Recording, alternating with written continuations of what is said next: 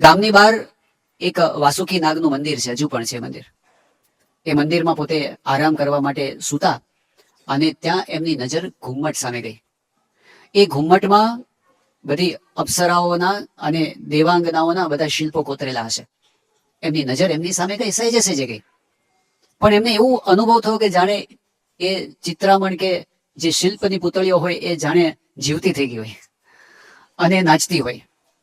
આ બધું એમના મનમાં ચાલતું હતું, પણ હજી શરૂઆત આવા વિચારની થઈ ને, એકદમ જાણપણા વાળા સંત હતા, તરત જાગૃત થઈ ગયા કે આ શું મારા મનમાં ચાલુ થયું.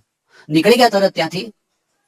એમને ખબર પડી કે મહારાજે જે નિયમ આપ્યા છે ને એ બરાબર છે, આપણે ઓવર કોન્ફિડન્સમાં રહેવા જેવું નથી.